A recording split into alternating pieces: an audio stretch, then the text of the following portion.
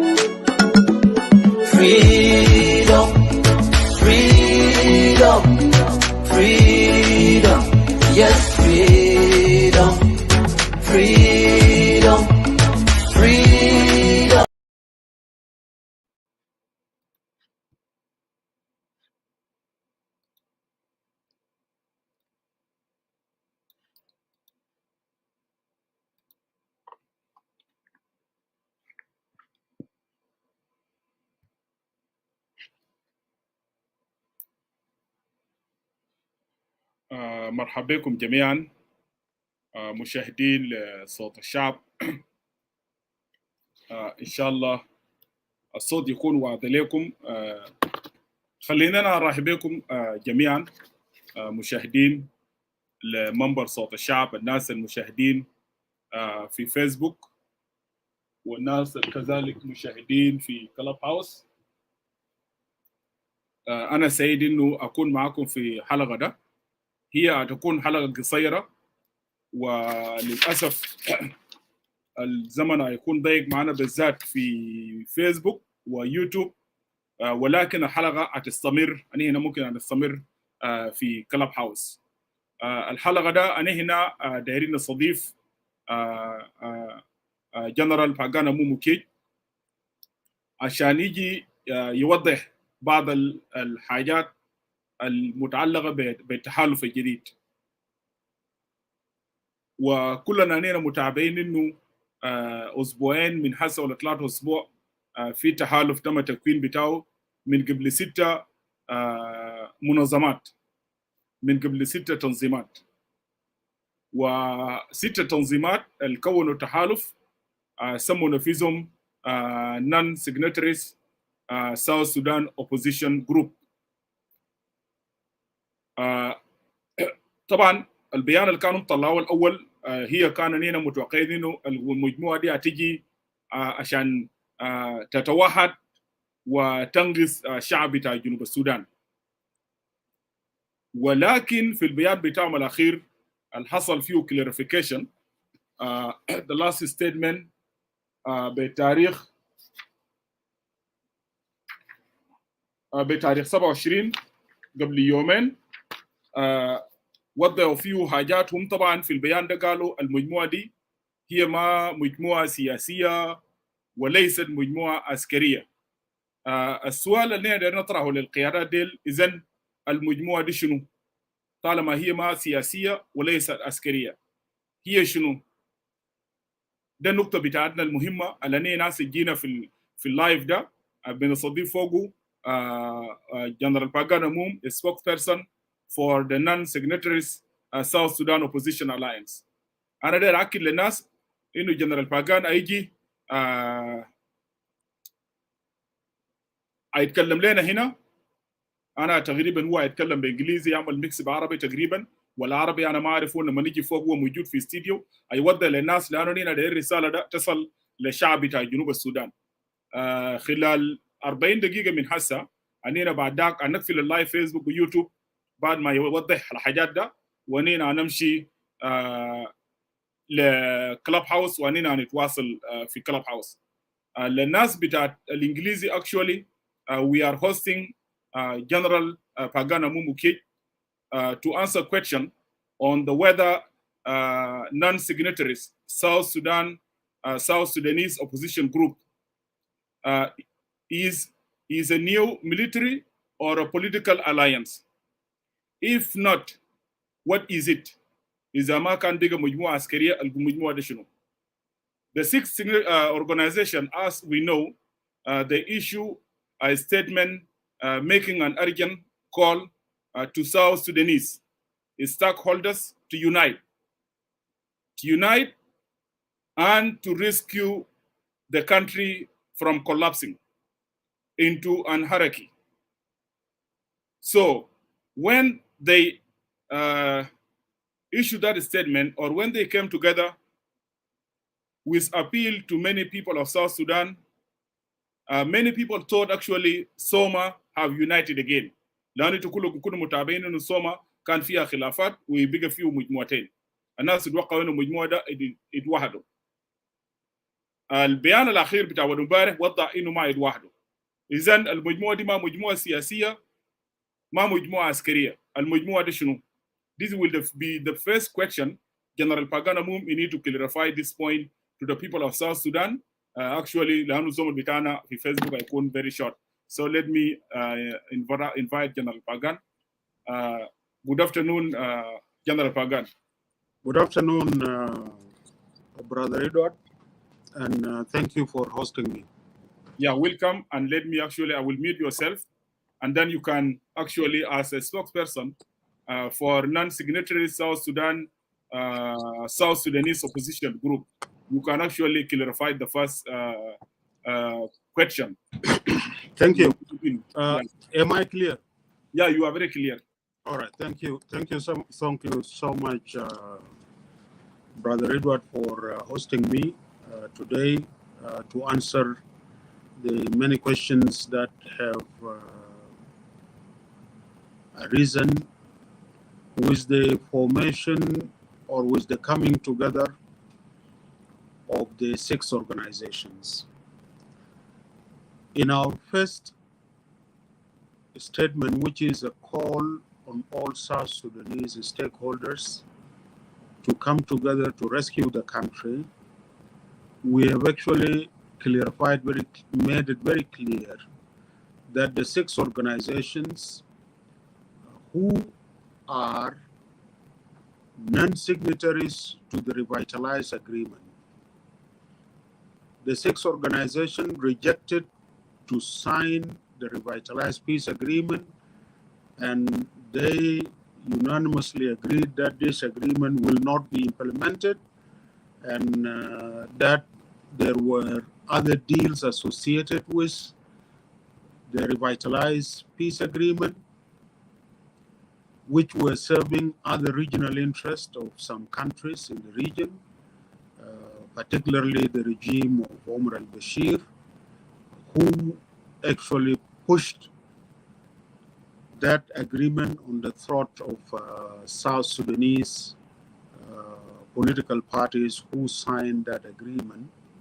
We rejected it because of that. Now, as non-signatories, we came together at this time to call on all South Sudanese to rescue the country, because the country is collapsing into chaos. You have seen the level of violence, which sometimes is referred to as subnational violence, and in many, or literally in all our states. And the RRCs, or the Revitalized Peace Agreement, has not been implemented, and the 6 organizations have been vindicated by time and history when they said this agreement was flawed and will not be implemented. Now it has not been implemented. And at the end, now we are in the end of the transition. The SPLM and government, with their associates from the NCP and others,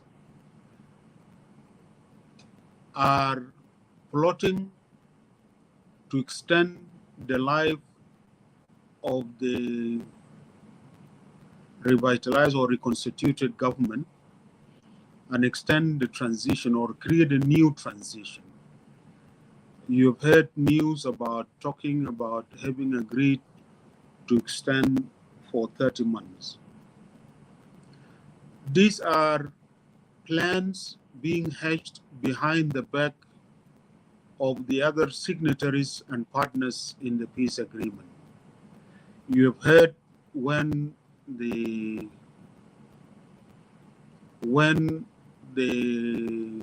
SPLMIG and its partners submitted what they call as the roadmap, it has been rejected by a number of partners of the SPLMIG in the revitalized agreement or in the reconstituted government of national unity. This is a danger. Our call as 6 organizations is to all South Sudanese stakeholders to come together to first reject the extension, because any extension will lead the country to a constitutional vacuum. The government will not have legitimacy. The parties will not be agreeing among themselves, those even who signed the agreement, and they will not have a plan to even implement the agreement, because the problem of implementation is not about time.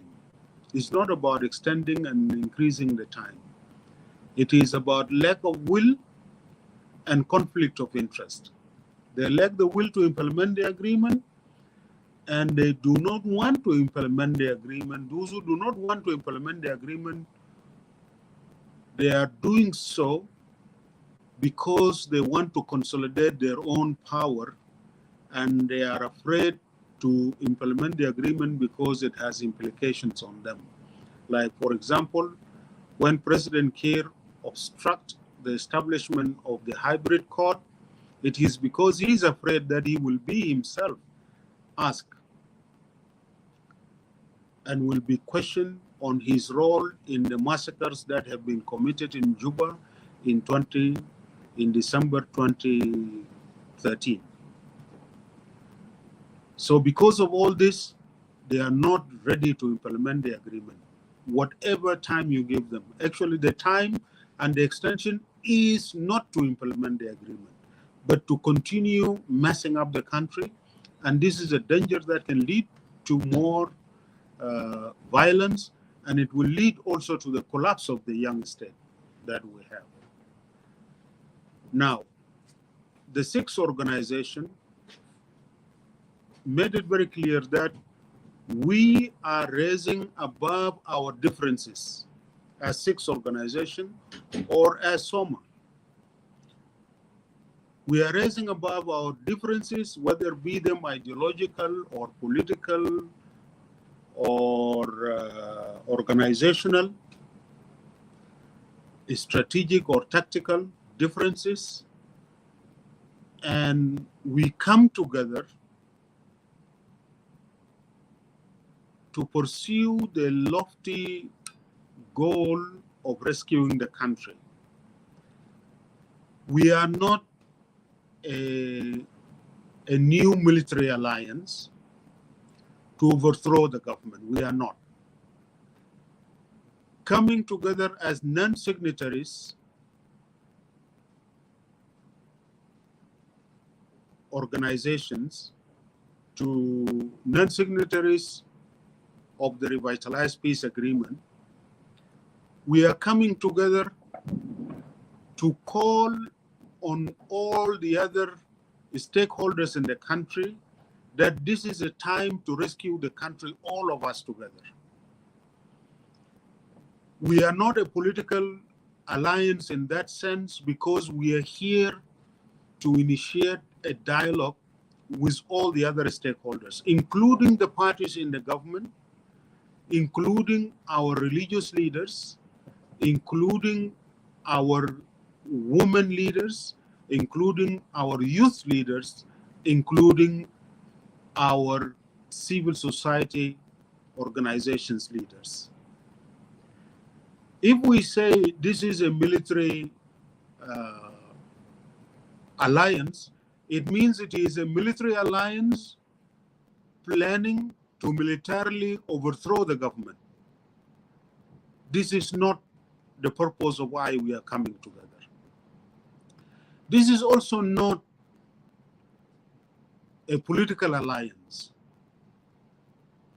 We are not here coming together as political organization, which we are, and some of us also are military organization, political military organizations. We are not coming together with a plan, a political plan to overthrow the government and take over the government. No, this is not what we are. We are coming together as different organizations, raising above our differences to join together with all the other stakeholders in our civil society, our religious leaders, our youth, our women leaders, our civil society organization, for all of us to come together to build consensus. If it is a military alliance, what will then bring our spiritual and church leaders to it? It is not. If it is a political alliance, then we will be mobilizing to overthrow the government or entering into negotiating with the government to join the government. We are not. We are here saying, let us rescue the country, because really our country is in a big threat of disintegrating into anarchy, into chaos, into disorder, in which our state may disintegrate into tiny bits where a country like ours will actually turn into lawlessness and a space without law and order, without a state, without a central authority. You can see that our government capacity to reach all over the country is very limited. It is a government that is not capable to even celebrate the Independence Day. They are not capable to protect the lives and property of citizens all over the place. Cattle raiding is happening. You don't see they have sent the police or sent law enforcement forces to return properties and protect lives of people.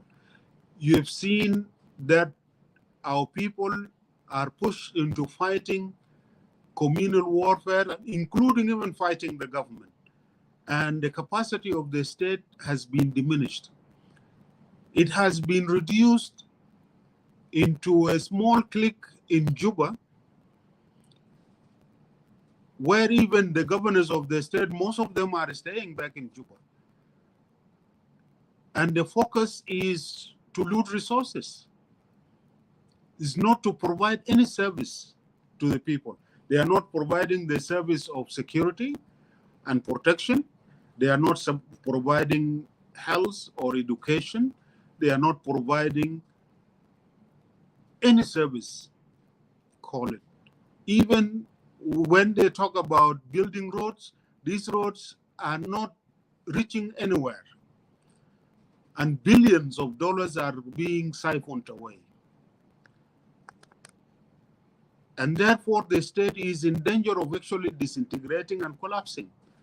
Our nation, our young nation, is now threatened with disintegration also. Tribalism has gone up, and tribes and communities are being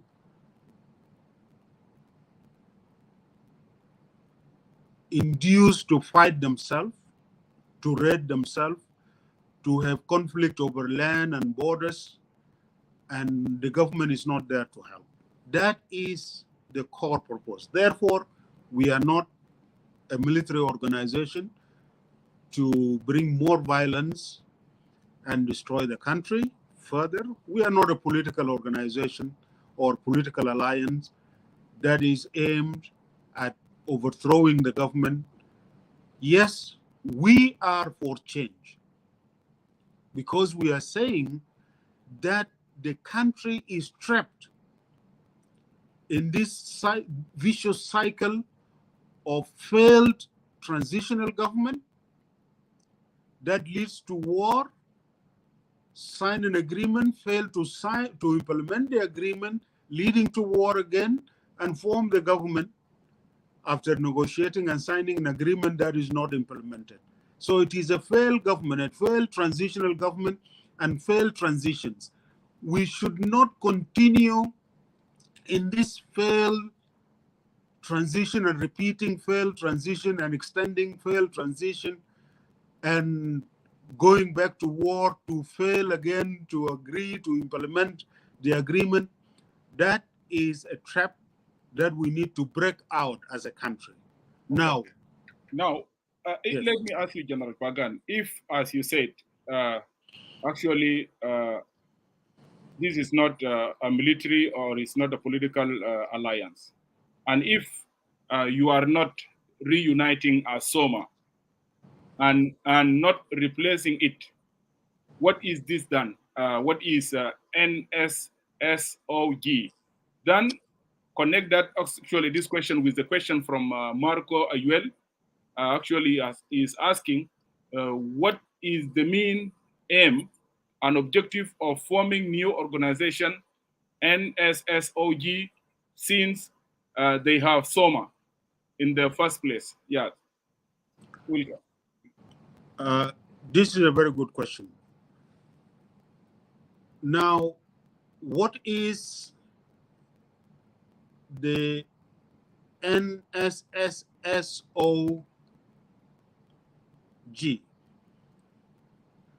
I've explained it.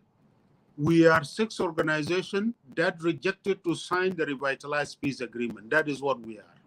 Now we are, as 6 organizations, we have come together, raising above our differences, to call on all the South Sudanese stakeholders for us all to come together in a roundtable conference to build national consensus on how to forge a way forward, breaking this vicious cycle to achieve permanent peace and a stable, sustainable democracy in South Sudan. That is what we are. So now we are 6 organizations calling on all other political parties and on all the civil society and our religious leaders and our women leaders and our youth leaders for all of us to come together in a roundtable conference. For what? To build a national consensus on a way forward. That is what we are, and that is the call. So we are essentially not establishing a new organization, but we have come together as 6 organizations to call on the South Sudanese stakeholders for all of us to go to a roundtable conference, to have dialogue and serious discussion to rescue our country. That is what we are. Therefore, if you ask the question, who then will rescue the country? I will say all the stakeholders, all South Sudanese, including yourself in the media. As all of you in the media, you need to come together. I know in South Sudan there is a media body that coordinate their activities despite the harsh conditions they are working in. But as opinion makers, you are a very important constituency of our stakeholders for us to come together and build consensus. One of the most important tasks for you in the media is to be very clear on this call. It is a call for all South Sudanese to rescue the country. It is a call for all South Sudanese to unite, to come together, to discuss, to build consensus, build a national consensus on a way forward to take our country back on the right path of state and nation building. It is a call for peace. It is a call for change, because we must change the situation we are in. It definitely has to change. It cannot continue as business as usual. You fail to implement, you extend. You fail to implement, you extend, and continuing in that direction of basically destroying the country and leading it to disintegration. That is a path of making us actually a laughing stock. As you can see from the reaction about the plans to extend, which has been announced, maybe it was intended to be kept secret for some time, because the Minister of Foreign Affairs of Sudan came to Juba and was made to exercise pressures on some of the partners in the government to agree with the plan of the SPLM-IG and President Kiir to steal legitimacy from the people again. And it is very clear that it will not work. It is not working. And we should not keep repeating the same mistake by doing the same thing and expect different results. Very good. Actually, I have I remain with 2 questions, and the time actually will remain with 25 minutes on Facebook here. Then we'll move to Clubhouse, and Clara, she is actually on the forum now, and welcome Clara to the forum. The question is, if you are not an alliance, how do you bring change, or who will bring change in our country, General Pagan? إذا أنتم ما كنتوا تحالف، أنتوا هتجيبوا تغيير ده كيف في جنوب السودان؟ منو بيجيب تغيير؟ في ناس هسه بيكتبوا هنا في شات روم، في شات في اندينا ده شات روم في فيسبوك ويوتيوب، وهم بيقولوا مثلا انه اذا انتم ما علمتوا نفسكم جسم عسكري ما راح يكون، ما تقدر تجيبوا تغيير في جنوب السودان. وهم بيقولوا انه خطوه القاعد ياخذ ستيفن بوي ده الخطوه المفروض نمشي لتجاره مع نظام. So فضل جنرال باغان to clarify that point to the people of South Sudan. Thank you. اللي بيجيب التغيير ده الشعب بتاعنا، وده نحن كلنا، ده المقترح نحن مقدمينه، وانه نحن ممكن نجيبه تغيير اذا نحن لمينا مع بعض وطورنا اجماع وطني لانقاذ جنوب السودان من الوضع المزري اللي نحن فيه. اي مزيد من عنف ممكن يقود لانهيار بتاع البلد. انت شفت ذاته حتى العمليات العسكريه اللي هسه بدا في ولايه الوحده، ده نفس الكلام اللي هنا كنا بنقول انه البلد ماشي لعنف زياده. اضيف الكلام ده للحاصل في ولايه واراب في شمال تونج، اضيف الكلام ده للحصل بين بيي وتوج، اضيف الكلام ده للحاصل بين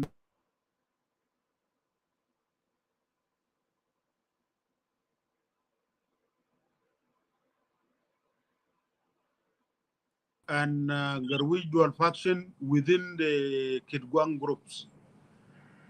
ده إشكالات بتاعت انهيار ماشي يحصل وبيتجزأ. حتى ستيفن بوي ذاته بيتكلم عن إنه البلد في خطر بتاع انقسام لمجموعات قبلية صغيرة.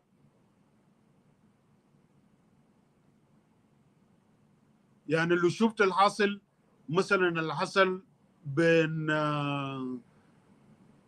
كاونتي بتاع ميوم وكاونتي بتاع لير، بين الكوميشنر المرحوم جيمس تشول قلواق اخو توتكاو المرحوم، هو خش في معارك ضارية مع كاونتي بتاع لير، وارتكبوا يعني مآسي كبيرة، قتلوا مواطنين، حرقوا قرى، ومواطنين بالعشرات مئات الآلاف بعشرات الآلاف نزحوا، واغتصاب للنساء وكده.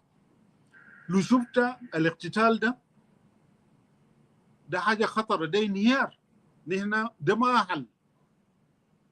الحل في انه نحن نجي نقعد ونتداركوا، نكونوا نترفعوا من فوق الخصومات بتاعتنا والانقسامات بتاعتنا، عشان ما نقدر يعني نجيبوا إجماع بيننا ونحلوا المشاكل اللي بيواجهنا كبلد. والهو بيمشي في اتجاه بتاع إنه نحن نعمل حكومة محايدة، و الحكومة دي تجيب استقرار للبلد، وفي النهاية تعمل انتخابات، والأحزاب السياسية تخضع لإرادة بتاع الشعب، يخوضوا انتخابات حرة ونزيهة. ده الحل، ده بيجيب لنا السلام دائم، بيجيب لنا الديمقراطية مستدامة وسلمية. السؤال الأخير عندنا, the last question I have here, General Pagan,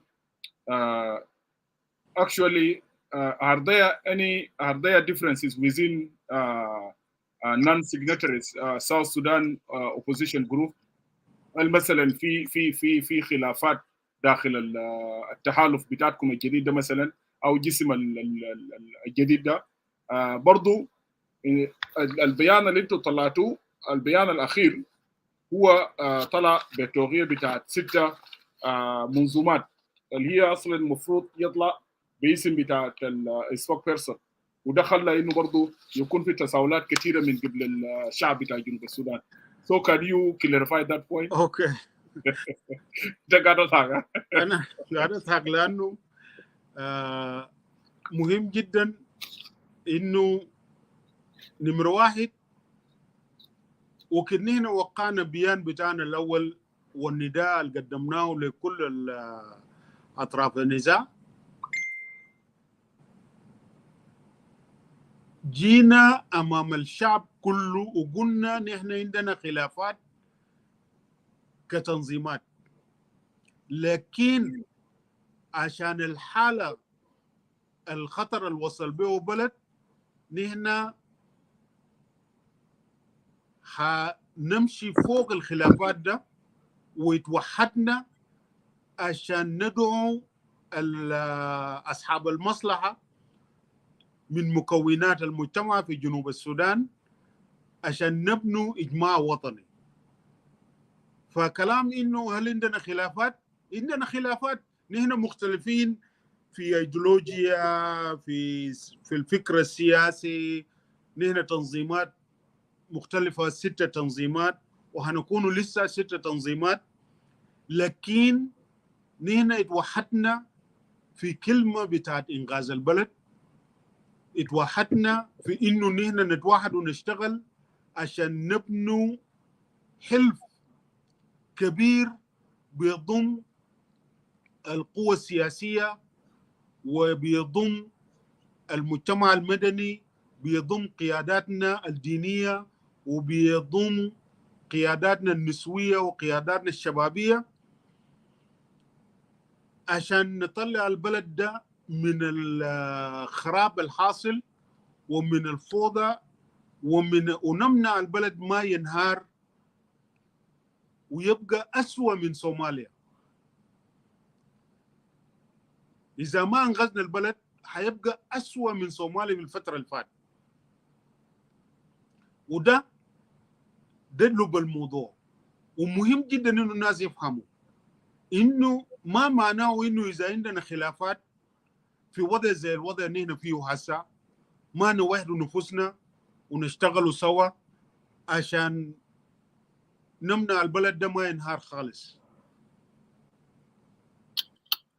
فده دعوة لحوار، دعوة لخلق إجماع وطني، دعوة لإخراج جنوب السودان من الحلقة الشريرة. ودي دعوة لبناء وحدة لكل مكونات جنوب السودان عشان نغير مصيرنا تاني من جديد، لأنه نحن فعلا في الخطر. شكرا لك.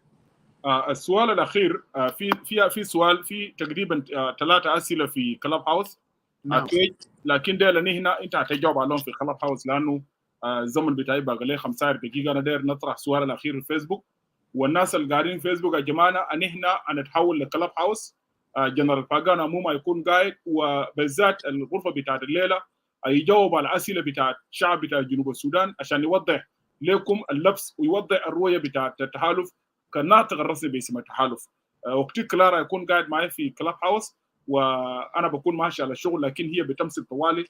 نبدا بالسؤال بتاع الاكيد والاسئله الثانيه، وايزول داير سؤال ان الاسئله الموجوده في الشات كلارا تقراهم للجنرال باغان ونفتح يد لكلارا نفر يجي يسالوا بعد ذلك بننزلهم تحت عشان يجاوب لكم الاسئله بتاعتكم. The last question جنرال باغان هو من مشار أغوك اللي هو موجود قدامك في الشاشه. هو قاعد يقول سؤال: هل سيستجيب النظام في جوبا على دعوة المائدة المستديرة؟ وإذا لم يستجيب النظام ما هي الخطوة؟ أنا أعتقد ده سؤال مهم جدا إنك أنت تجاوب عليهم في باقي لنا تقريبا 14 دقيقة. تفضل. أنا ممكن أقول نعم، النظام هيستجيب على الدعوة ده. هيستجيب على الدعوة ده لأنه ما عنده مخرج غير إنه نحن نمشي في اتجاه إجماع وطني وإخراج البلد من الحلقة الشريرة بتاعت حكومة فاشلة ورجال بلد للحرب عشان تاني تتفق وتشكل حكومة تاني من الأطراف النزاع وهتكون فاشلة، وهكذا الدواليب زي ما مساعد وزير خارجية بتاعت أمريكا السابق قال إنه ده محاولة لخلق انتقال أزلي، يعني انتقال ما عنده نهاية، تنتقل من نظام وتمد الفترة وتنتقل وكده وكله فاشل، وأن يساعد إنه ما ماشي لأي محل، يعني انتقال أزلي إلى ما لا نهاية. It is leading to nowhere, leading to no peace, leading to no democracy and wasting resources. وبالتالي تقييمي إنه المجتمع الدولي ما هيقبل بتمديد الحكومة، والشعب جنوب السودان في المقام الأول قبل المجتمع الدولي ما هيقبل بالتمديد، لأنه التمديد ده معناه استمرار المعاناة، وده تمديد لمعاناة بتاع الشعب. ده هيخلي النظام يقبل يجي يقعد مع المكونات بتاعت المجتمع للإجماع الوطني. إذا هم ما قبلوا معناه بكون اختاروا الحرب والانهيار، معناه هم بكون اختاروا الفشل واستمرار الفساد واستمرار الأزمة الاقتصادية، وده ما هيكون مقبول للشعب في جنوب السودان. وهم ذاته انت ممكن تشوفوا بس من الطريقة اللي هم هسه قاعدين يتعاملوا بالقضية ده، انه يعلنوا انه عندهم خارطة طريق لإدارة ما تبقى من الزمن للنهاية بتاعت الفترة الانتقالية وينتهي بانتخابات حرة ونزيهة. قالوا ده كلام ومن عملوه خارطة طريق، الحكومة قدموا الورقة ده، الأحزاب الثانية قالوا لا ما شاركون فيه، يعني ما عملوه بمشاركة بتاع الآخرين، قالوا خلاص هيشاركون فيه. دارين قدموه لاجتماع بتاع الرئاسة، أجلوا الاجتماع بتاع الرئاسة لأنه خجلوا إنه ما ممكن يمرروه بطريقة ده. مشى نادوا وزير الخارجية بتاع السودان عشان يجي يمارس ضغوط، وأساسا ده ضغوط بتاع M.P.Alliance أدول ناس الخرطوم عشان يجوا يمارسوه على المكونات الثانية. واضح إنه وصلوا لاتفاق إنه يمدوا 30 شهر أو أكثر، لكن الكلام ده ما مقبول وصعب يعلنوا. عشان كده مايكل مكوي طلع برا وقال إنه ما في كلام، ما في اتفاق إنه لتمديد، لسه الأطراف ما اتفقوا على ده. وده بيوريك إنه في تردد فيه، لأنه أساسا ده خطة يعني خفية وخطة ما عنده فيها أي مصلحة للبلد غير الاستمرار في الحكم للمجموعة دي. ودي هتفشل، وبالتالي هيكتشفوا إنه الطريق الأمثل هو مش الطريق بتاع الحرب المدمرة ونرجع لها للبلد كله زي ما هسه بدأ في ولاية الوحدة. إذا هم اختاروا ده هيقود لانتفاضة شعبية، هيقود لحرب شاملة، وهيقود لاحتمال انهيار البلد. ده حاجات نحن المفروض نمنع. عشان كده أنا ما داير أفكر في إنه الحكومة هيرفضوا الدعوة للحوار وإجماع وطني مع كل المكونات المجتمع ويختاروا الطريق بتاع حرب ودمار وانهيار بتاع بلد. ده ما خيار كويس. وما خيار بفيد اي واحد فيهم، لا بفيد البلد لا بفيد اي زول، لا بفيدهم هم ذات. وبالتالي هم هيجوا، لكن 200 هم يجوا، ده اذا كان كل المكونات للمجتمع في جنوب السودان رفعوا اصواتهم عالي انه هم مع الحوار، هم مع المائده المستديره، هم مع الاجماع الوطني لاخراج البلد من الحلقه الشريره البلد فيه هسه. شكرا. جنرال فاغان، انا داير تكتب السؤال ده تحت تجاوبه لما نمشي كلاب هاوس، لاننا ماشيين كلاب هاوس. السؤال الاول طرحه واحد اسمه كيمو، هو قاعد يقول ما هي رؤيه التحالف الوطني الجديد في حل قضايا جنوب السودان ووقف الحرب بالبلاد. ده السؤال الاول من كيمو. السؤال الثاني انا بطرحه لك مني انا ده وتجاوب لما تيجي كلاب هاوس. حسب كلام اللي قلته قبل شويه انه مثلا احتمال الحكومه يجي ينضم لمؤتمر بتاع الدائره المائده المستديره. طيب في حاله انه الحكومه دي رفضت انها ما تنضم لمؤتمر بتاع مائده المستديره وهي مشت قدام بفكره بتاع تمديد الفتره الانتقاليه، السودان وزير الخارجيه acting foreign minister of foreign affairs في السودان علي الصادق هو صرح قبل كم يوم بانهم الطرفين وافقوا على مدى الفتره الانتقاليه.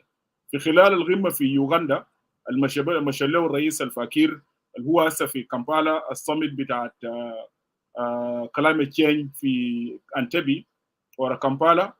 برضه سلفاكير in sideline he will meet with President Museveni and also they will discuss the issue of extension. السؤال بتاعي لك جنرال باغان، في حاله انه الحكومه دي مشت قدام وكل المؤشرات بتشير انه نظام ماشي قدام بمدى الفتره الانتقاليه، ما هي ضمان بتاعت الفيس بيزس اللي بيجوا من الداخل، من الكنائس، منظمات بتاع المجتمع المدني، شخصيات مستغله، مثلا ان كيس الحكومه دي رفضت انها تبقى جزء من المؤتمر ومشت قدام بخطه بتاعت مدى الفتره الانتقاليه، وانتم مشيتوا قدام كمعارضه في الناس الغير موقعين، مشيتوا قدام بمؤتمر بتاع مائده المستديره، انتم هتضمنوا كيف؟ انا كنت داير اتجاوب على السؤال ده في اللايف، لكن يا جماعه انا بعتذر معلش. انتم هتضمنوا كيف السلامه بتاع الناس اللي بيجوا من الداخل انهم ما بيشتغلون؟ انا داير اخضع في الاعتبار كويلاغور الان انا قاعد اتكلم معك هو ماشي ل6 شهور ولا 7 شهور هو قاعد في السجن في جوبا رغم المطالبات بتاعت PCCA وبرضه مناشده بتاعت السفاره الامريكيه وكل السفارات الاجنبيه لحكومه سلفاكير انه يتم اطلاق سراء بتاعت كويلاغور رغم انه هو كان مريض. مؤخرا كان عنده مشكله في رجله وحكومه ده رفض خالص انه يتم اطلاق بتاعه. انا داير برضه لما نمشي كلاب هاوس تجاوب على السؤال ده للجنوبيين عشان برضه الرؤيه تكون واضحه للشعب بتاع جنوب السودان. الرساله الاخيره كسبوك بيرسون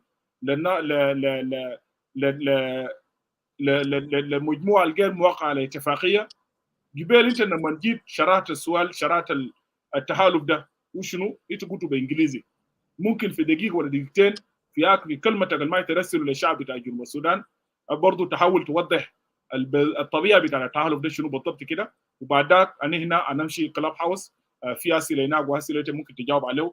وبرضه انا داير اكد للناس اللي قاعدين في فيسبوك اللي ما عندكم كلاب هاوس بعد ما جنرال باغان اموم ينتهي بعدين الصوت ده انا نشيله وانا انزل لكم برضه في فيسبوك هنا وفي يوتيوب انا بنزله اشيل الكمبيوتر للشغل.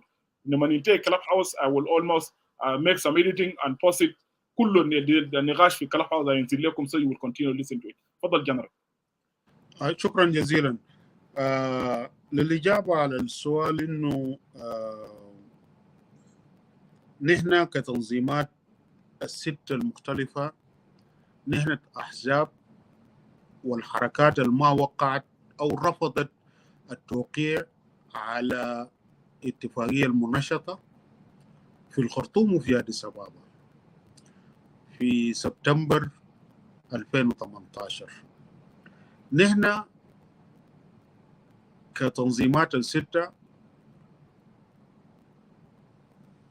إننا خلافات واختلافات سياسية وفكرية وتنظيمية كتنظيمات، لكن أمام التحدي الوطني اللي قدامنا حسا إنه البلد ماشي للانهيار، خاصة مع نوايا لتمديد الفترة الانتقالية وفقدان الشرعية للحكومة، قررنا نتوحدوا وبنتوحد فوق الخلافات بتاعتنا المختلفة، واتفقنا إنه نحن نعملوا سوا وندعو كل المكونات بتاع المجتمع في جنوب السودان، كل أصحاب المصلحة اللي هو الستيك هولدرز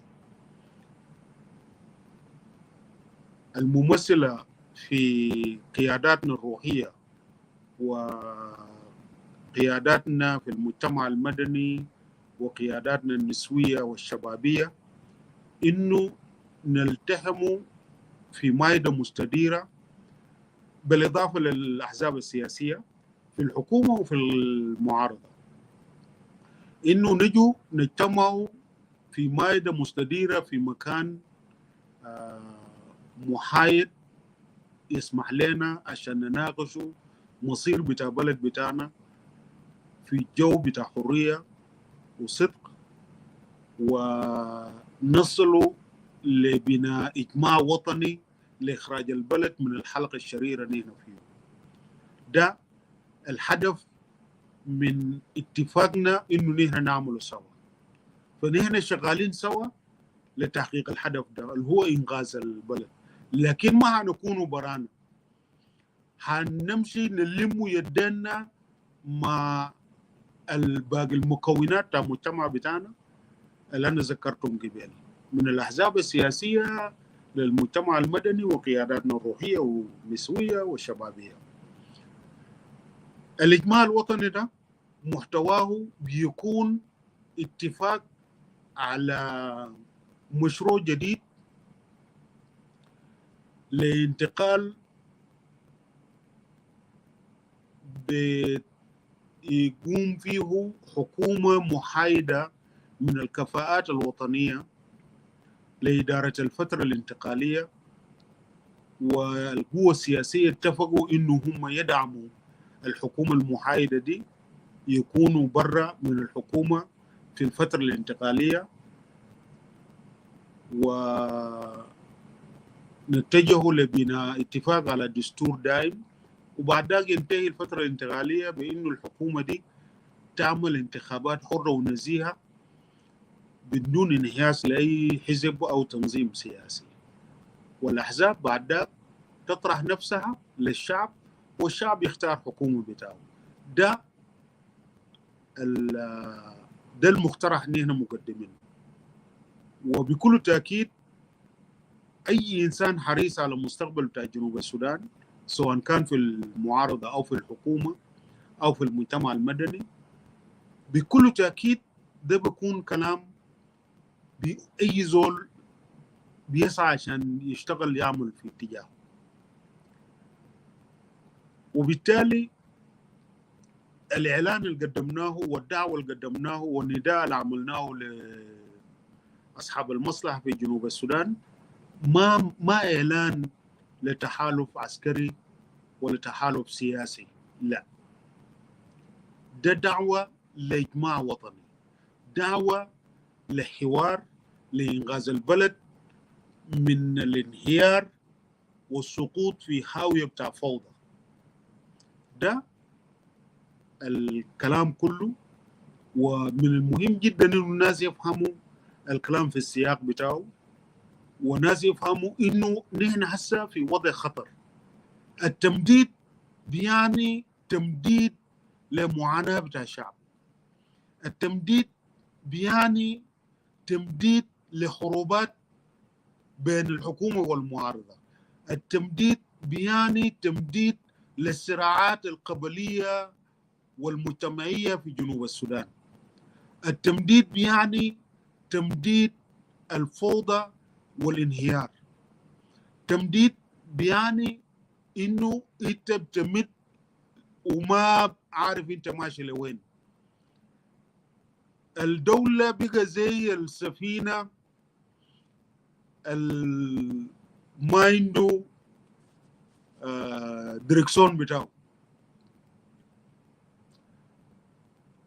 والحكومة ما عندها أي خطة لإخراج البلد من الأزمة ده، لكن عندهم خطة لاستمرار في الأزمة. ده محتوى بتاع دعوة، وده الدعوة اللي بيجمع التنظيمات الستة. ونعم نحن شغالين سوا موحدين في دعوة ده، موحدين في الهدف بتاع إنقاذ البلد، موحدين في إنه نقعد سوا في مائدة مستديرة مع كل المكونات المجتمع جنوب السودان لإنقاذ البلد وإخراجه من الأزمة ده. لكن نحن كمان موحدين ضد أي تمديد، نحن موحدين ضد أي انتخابات مستعجلة ومزورة. شكرا جزيلا.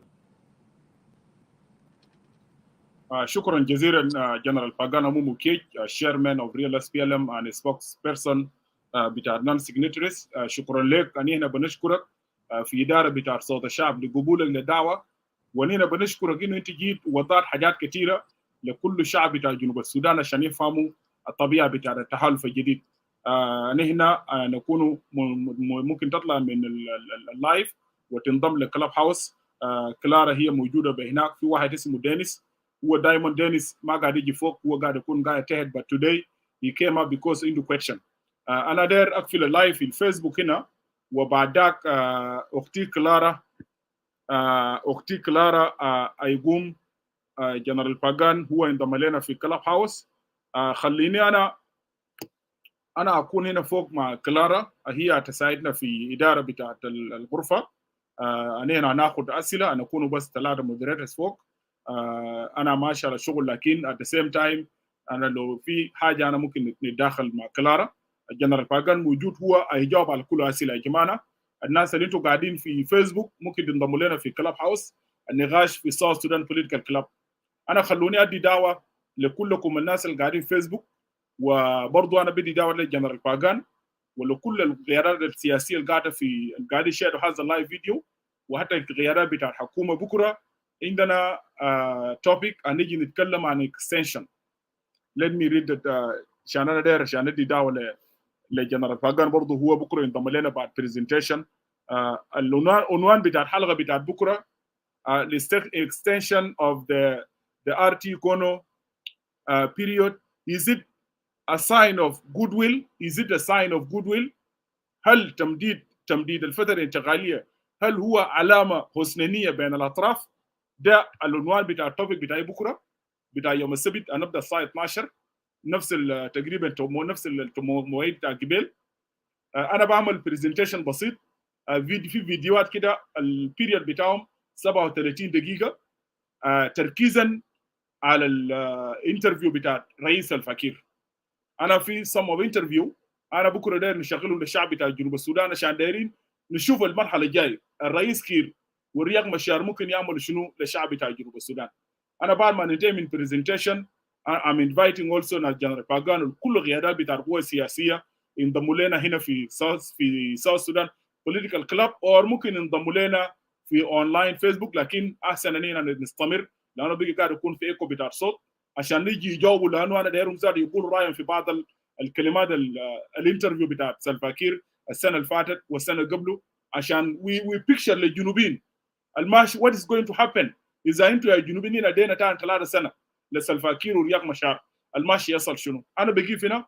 أنا بشكركم كلكم الناس اللي قاعدين في فيسبوك شعب بتاع جنوب السودان، والناس اللي قاعدين في يوتيوب، المستمعين في المشاهدين في يوتيوب، والمستمعين في كلاب هاوس. وانا بيعتذر حقيقه، انا بيعتذر نيابه عن الضيف بتاعتنا الليله جنرال باغان أموم، نيابه عن الاداره بتاع صوت الشعب.